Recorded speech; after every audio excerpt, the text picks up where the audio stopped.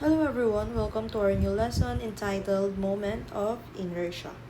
So for our objectives, at the end of the module, students will be able to familiarize with the concept of the moment of inertia, which plays the same role in the description of the rotation of the rigid body as the mass plays in the description of its steady motion, and to measure the moments of inertia of several objects by studying their accelerating rotation under the influence of unbalanced torque. So if you will remember, we already tackled about the centroids, which is also which bears or which matters sa pagsasolve natin ng moment of inertia. Kumbaga, isa na siyang introduction um, bago tayo pumunta sa moment of inertia na tinatawag natin. So, here are just a recap of centroids for common geometric shapes. So, naka-label na yan. We have the YO and XO, which nire-represent niya yung pinaka-centroid ng ating mga common geometric shape. This one just the right triangle yung kino-consider natin dyan. We also have the label of Y bar and X bar. And then we have the area of each geometric shapes and also the X bar and Y bar of each geometric shape. So I hope you already understand, or I hope na memorize nyo na kung paano tayo nagsosolve ng centroids ng isang shape, especially if we are already dealing with combined common geometric shapes. Okay, so we also have here the circle. Also we have the YO and XO as the centroids of the circle. We also have here for the semicircle, and then we also have the quarter circle and for the spandrel. So always remember guys na yung mga example dito or yung ating mga X bar and Y bar ng common geometric shapes is based on the reference given ng bawat common geometric shape. So there is possible na magkakaroon ng different dealing or computation ng common geometric shapes if naiba na yung dun sa reference point niya. But then, this mga formula per shapes, yun talaga yung pinaka-constant na gagamitin natin sa kanya. Though, magkakaroon ng additional doon sa pinaka-location, doon sa reference mismo. Okay, so we have here, since we already discussed the centroids, we will be discussing also the formula for moment of inertia for geometric shapes. So, ayan, I already input the area of this shape, first two shapes. So, we have here the rectangle and the triangle. So, again, we will just label muna kung saan ang centroids. Asan ba ang centroids ng rectangle? So, based on our recap, our centroids for rectangle is just located half of the height and half of the base. Okay, so paano natin ma-identify yung ating moment of inertia? So based on our references, our moment of inertia for rectangle is I bar is equals to BH cube over 12. So remember guys, if the rectangle is like this one, if ganito ang reference niya, ang ating moment of inertia is equal siya sa BH cube over 12. So, magkakaroon tayo ng deeper discussing regarding sa mga reference axis natin later. Okay, so next is for triangle, we have, hindi po ba ang ating centroid is located sa ating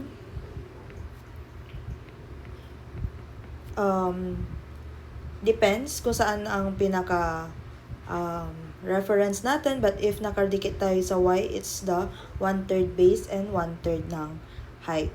Okay, ngayon, ano ba ang magiging moment of inertia ng ating triangle? So we have the I bar is equals to BH cube over 36.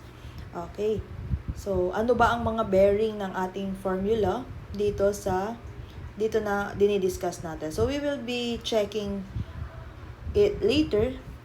So, i-discuss lang muna natin yung mga constant formula natin sa common geometric shapes. Okay, so we have here also the circle and the semicircle. So, ano naman or saan naman yung ating centroid. So, ang centroids natin, based sa ating circle given, we have sa mismong center lang nung circle. So, kumbaga, ang magiging okay, so na-identify na natin yung ating centroid ng circle. Ano naman ang magiging moment of inertia natin dito? We have I bar is equals to, okay, so Ix bar is equals to Iy bar equals pi r raised to the 4 over 4. So, bakit po yan, ma'am, may Ix bar and Iy bar na pi r raised to 4 over 4? So, for circle po kasi, same lang ang magiging moment of inertia ng I bar x and also the I bar y. Ibig po sabihin, kahit saan po sila naka-reference, iisa lang po yung moment of inertia na formula natin. Okay, so regarding with the semicircle, saan ba ang ating y sub o tsaka x sub o? So, ang ating y sub o is pertaining to the center mismo nung semicircle, and while the x sub o is somewhere located above the x-axis.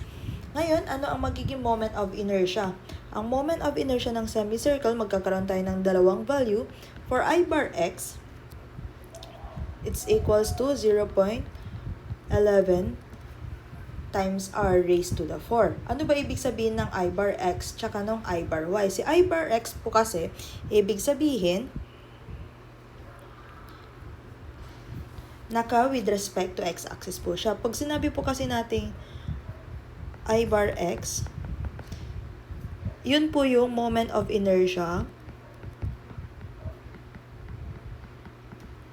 nung shape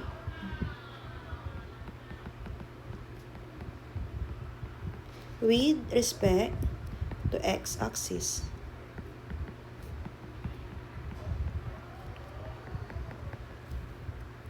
For I bar y naman, it's the moment of inertia with respect to y-axis. Okay. So, I hope magkaroon na kayo ng idea kung ano yung difference nun. And why do we have two formula sa mga ibang common geometric shapes. Okay, so for I bar y ng ating semicircle, we will be having pi r raised to 4 over 8. So, magkakaroon din tayo ng sa ating semicircle, magkakaroon siya ng change of equation or formula. So, I hope na naintindihan nyo kung ano yung I bar x tsaka I bar y or kung saan sila nagre-reference. Okay. So, for our last shape, we have the quarter circle. So, for quarter circle, we have the area niya, pi r squared over 4. The moment of inertia will be,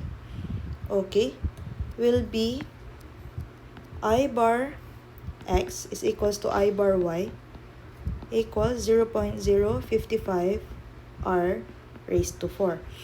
Bakit po parehas lang din ng I bar x and I bar y niya? Kung titignan po natin or aalalahanin natin yung centroid ng ating quarter circle, it is located sa mismong same centroid or same reference lang yung ating centroid ng ating quarter circle. That's why our moment of inertia is also the same. I bar x is equals to I bar y equals 0.055 r raised to 4. Okay, so meron pa tayong isang shape na nakalimutan kong drawing. So let's just draw here. Ayan. Ito po yung tinatawag nating ellipse. So, some problems are given this kind of shape. Okay, so ano po ba yung ating centroid pagdating sa ellipse? So, ang ating centroid lang po is located also sa pinaka-middle ng ating ellipse and then ang kanyang x sub o. Ngayon, yung shape kasi natin ng ellipse is combined by, let's say na yung pahaba na dimension ng ating ellipse is the 2x. And then, yung ating shorter side ng ellipse is the 2y. Okay. Ngayon, ang magiging moment of inertia natin for ellipse will be, yung I bar x niya po is magiging pi xy cube over 4. And then, yung ating I bar y naman, yung magiging pi x cube y over 4. So, magkakaroon lang ng difference regarding the cube, kung ano yung kinocube natin. So, pakitandaan kapag nasa reference ng x-axis, ang naka-cube is the y. And then, kapag nasa moment of inertia with respect to y-axis, ang kanyang naka-cube is the x side. Okay, so, I hope naintindihan nyo sa mga common geometric shape. So, I will just discussing also some of the common shape. Actually, hindi na siya geometric shape kasi kumbaga, ano na siya, already, already available na siya. Kasi for example, lalo na sa inyong higher subjects, so you will be encountering this kind of shape. So ito is tawag nating angles or L shape. Obviously naman sa kanyang shape. Actually, there are different sizes ng L shape. Ito is like symmetrical L shape lang siya. Okay, so there is possible na mas mahaba yung itong side na to or this side. So, ayun, merong tayong different L size. Ngayon, if this will be your shape na given sa isang problem, meron po tayong mga properties na ina-attach for those for this shape. So, ngayon, we have here, kung napapansin nyo, itong x bar and y bar niya. Sa x bar and y bar, ibig sabihin, yun yung distance niya with respect to y axis. And yung y bar is yung location niya with respect to x axis. And then, meron na tayong moment of inertia, ix, and then yung iy. Ibig sabihin, yun na din po yung ating gagamitin for that shape. So, ganun po natin siya kino-compute. Hindi na po natin siya hinahati actually. Okay, so we have that, the angle. And then, you also have this one, C channel.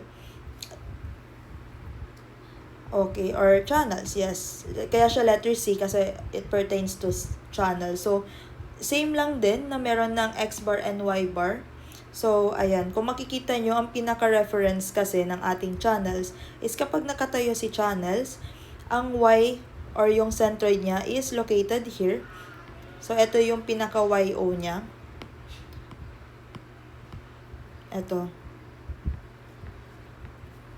yung YO, and then ito yung XO. Actually, hindi na po mapapalitan yan, and based na rin po siya sa pinaka-properties ng ating channels. Yan na po yung pinaka-center niya. Therefore, if your reference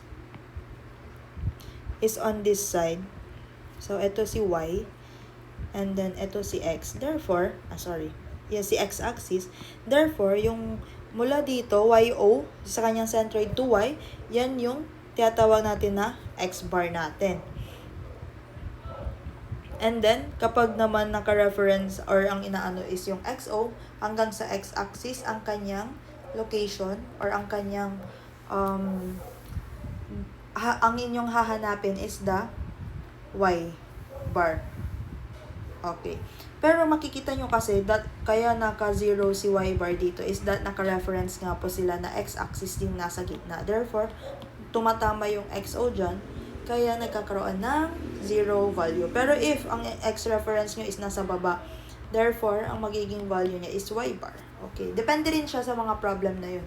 I'm just introducing to you yung kung ano yung mga possible shapes other than the common geometric shape.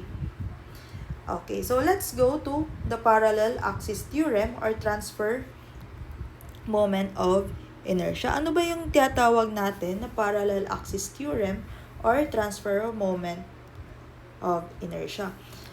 Kapag tinawag na po kasi nating transfer of moment of inertia, nagkakaroon na tayo dyan ng tinatawag nating or yung formula natin. So we have here two formula, which is the moment of inertia with respect to x-axis, which is kinocompute siya ng I bar x plus AD squared. Wherein, yung Ix natin is yung moment of inertia with respect to x-axis. Kabuuan na po to ha. Kasi kanina, yung sabi ko na I bar x, yun lang yung moment of inertia nung shape. So, yung Ix kasi, yun na yung kabuuang moment of inertia nung shapes if ever na ang given na sa atin is already a combined geometric shapes na with respect to x-axis. And then, yung A natin dito is the area ng ating shapes.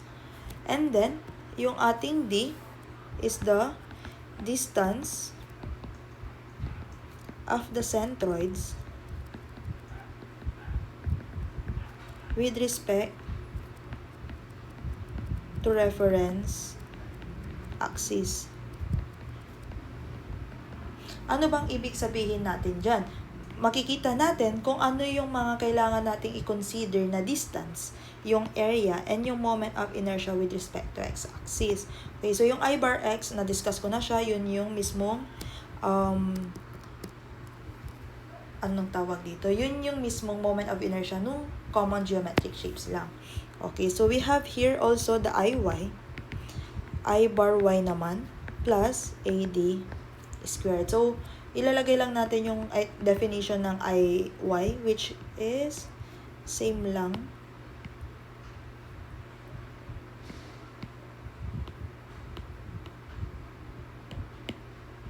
Pero siya is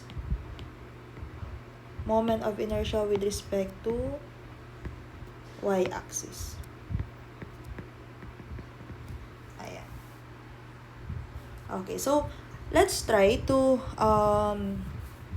kumbaga discuss yung pinaka-concept niya. Sabihin natin na we have here y-axis and x-axis. And then, meron tayong figure dito with unknown shape. Okay. Ngayon, si unknown shape is hindi siya nakadikit sa y and sa x-axis natin siya. Nakalocate siya somewhere in the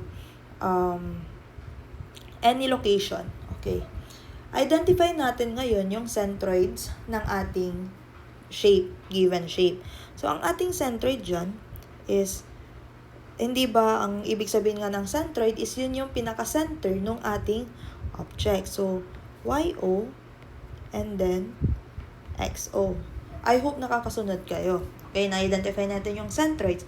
Ngayon, i-identify natin yung location ng centroids doon sa mga reference axis natin. Hindi po ba dinadala natin yung shape na yon papunta doon sa reference axis natin? Natatandaan nyo po ba kung paano mag-solve ng ating centroids? Okay, so mula dito sa centroids ng object natin or ng shape natin, mula dito kay XO, X sub O, papunta kay reference axis, hindi po ba yun yung Y bar natin? Okay, ngayon, mula kay Y sub O hanggang kay Y axis, hindi po ba siya si X bar natin? Naalala nyo na po, na-refreshen up. Okay. Since na-label na natin lahat ng location, yung mga centroids ng shape natin, let's try to identify kung paano natin na-apply itong axis, ang tawag dito, transfer moment of inertia. Let's say na ang kinocompute natin na shape is rectangle. So, for example, ang given shape is rectangle. Okay, naalala nyo po ba, ano ang I bar x ng ating rectangle? Hindi po ba ang I bar x ng rectangle is BH cube over 12? Pag nasa reference axis siya. So, try nating balikan. Ayan. Hindi po ba BH cube over 12 siya if ang rectangle is nakadikit siya sa y-axis and x-axis. Kaso hindi nga siya nakadikit. Kita nyo naman, hindi siya nakadikit sa ating x-axis and y-axis. Therefore, kailangan nating i-transfer yung moment of inertia ni rectangle papunta doon sa ating mga reference axis. Kaya ngayon, ko-compute natin si Ix nung object or yung rectangle is equals to I bar x. Ano ba yung I bar x ng ating rectangle? Hindi po ba si BH cube over 12? BH cube over 12. Ngayon, ano yung magiging area ng ating rectangle? Hindi po ba ang area ng rectangle is BH? Base times height lang. Okay, so meron pa tayong distance squared. Ngayon, ano ba yung distance na tinutukoy natin? Ang hinahanap kasi natin is moment of inertia with respect to x-axis. Ang tawag dito, since nasa x-axis yung pinapahanap natin, ano ba yung distance ano ba yung distance na makikita natin dito sa drawing na papunta siya doon sa x-axis or x-reference natin? Hindi po ba si y bar? So, ngayon, yung distance na tinutukoy natin is yung distance na papunta doon sa x or doon sa reference axis natin. Therefore, BH cube over 12 plus base times height times the quantity of y bar squared. Ngayon, paano naman kapag IY yung pinapahanap? Pag IY naman, ano ba yung moment I bar natin, I bar y? Hindi po ba same lang din? BH cube over 12 plus yung area niya, base times height, and then yung distance natin, again, distance of the centroids with respect to reference axis. And ano yung IY? Moment of inertia with respect to y-axis. Therefore, yung ating D is magmumula dito sa centroid na ating YO papunta sa ating reference axis which is the y-axis. So, ang ating distance is the x bar squared. So, naintindihan nyo po kung paano natin ina-apply yung tinatawag nating transfer of moment of inertia. Okay.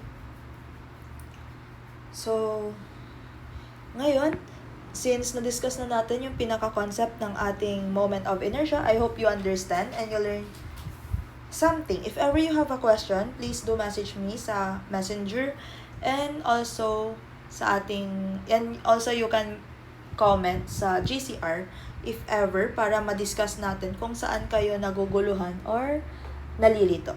I hope you will have a good day. Thank you everyone.